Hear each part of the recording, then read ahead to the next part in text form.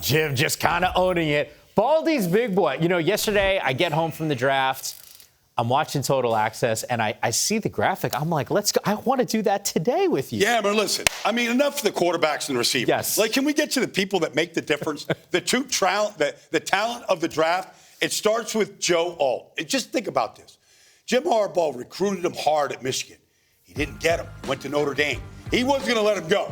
You watch, like, this is a mammoth technician. All right, I don't know where he shops for clothes. Like, I don't know where you find clothes that fit a man this big, that moves this well, that you can plug and play him right now. Rashawn Slater on one side, Joe Alt on the other side. Darn it, Chargers, let's bolt up. Let's go compete with Kansas City for this division. Like, it starts with the guys up front.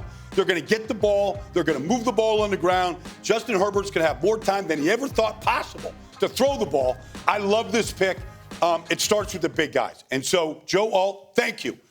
Coming to Los Angeles. No, I absolutely love it. And by the way, in terms of those threads for Joe Alt, if he does his job, Justin Herbert can get him a whole entire wardrobe, right? He got paid in such a big way. Yeah. Now, when it comes to Baldy's big boys, I got to imagine one team in particular just made you smile ear to ear as the draft continued to roll on. It's the Steelers. They did. The Steelers, I mean, they're building a steel curtain on the offensive side of the ball right now. I mean, I got to talk about two guys because one's not enough. Troy Fautano right there was the 20th pick out of Washington.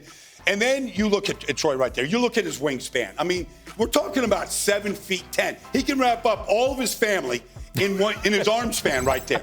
All right, look at this. Like, you can't get to his body. The wingspan is too big. The hands are mammoth. Like, this is a football player.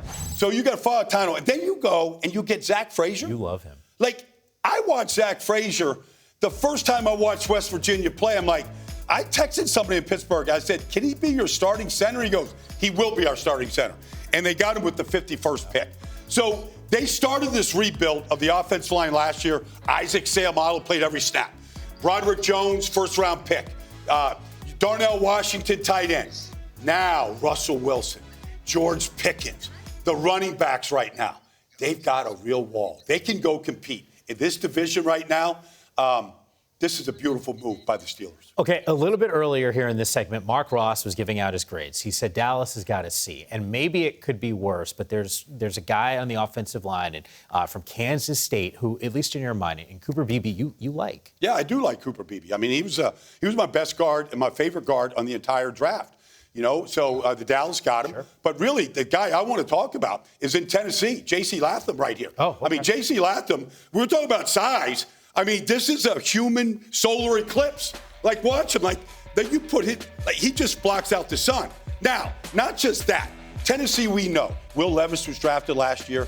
He won the starting job. He's their starting quarterback. They drafted Peter Skoronski. Like, does anybody sound like an offensive lineman more than a Skoronski? Yeah.